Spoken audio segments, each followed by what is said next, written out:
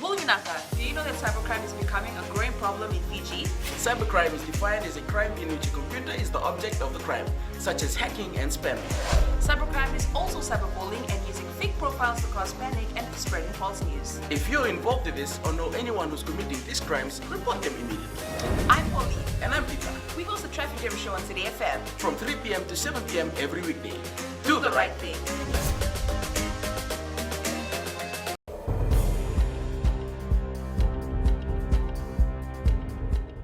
Nisa mbulubinaka. Se kwe ongo na Vakaleleka ni nonda itukutu kwe nambongi ndindai. Sibi ni bwana nrao nanda umbasa era sana rao ni bulitaka na non raivoli na makete vo milangere na sinu. Mendola butiko na makete vo na prime minister vo renge mani marama na singeni kuwa. Kaya mani marama ni angandrebe na makete vo meramaro roi binaka kina nanda bulitaki. Unga nanda umbasa era beritaka na non ramara ulebu na buku ni bebuke mai thingo mitiko na singeni kuwa.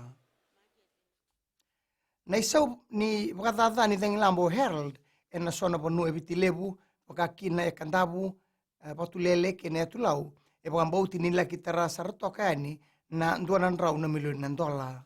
Ratu toribaka na pandindike na tambala nilenga tumbukoso dikebi ni raute ni $200 walu sangabulu na leo ni bonua mai tareira na wakathatha ni Lamba. Kana ministani tambala nilenga tumbukoso ini seriratu nindu na wakathatha mai mbiuta tu na Lamba ungo. Era raoni na maka nanda utindobu na ikavani wasiwasi ni nonra veisomi na madha ungo. Kaya na bunibola tunde na tambal ni suka yo geskaran ni ungo mer na buki ikina na baka raoni kena tegi butaki na musu nindobu na bula may ungo. Kau karan ni veisomi raoni na maki na baka rumbu ungo. Tukone ni rato sato soe may liu na veisomi na buku ni kena kilaitiko nan rendre kara sotabatiko nanda utindobu.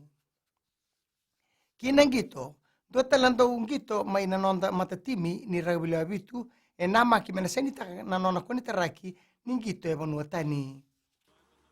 Na roba o vilimoni botitu nama ki menalagi levenatiko na kalabo ni ragabi me branise na sot ni top 14 na castres na kena ikarua o amini asitu imamba nama gitiko menalevenani na pau.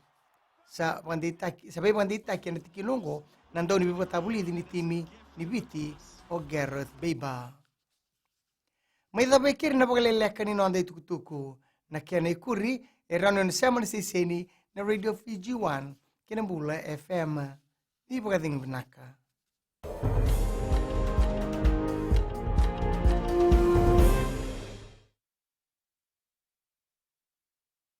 O ira na ngone na nonda inuni ena beisinga ni mataka. Mersi sunga da kena loma dina kena mikron. Sakena ngau na mitar lobi na nonda baksangai ka wala loma taki na ngone. Dalabina oya wa meliki. Bulre oya wa Samuel Samuli.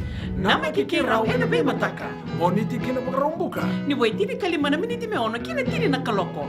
Ena Radio Fiji 1 nandobo ibiti. Indaw na mataka dan ramay na singabo.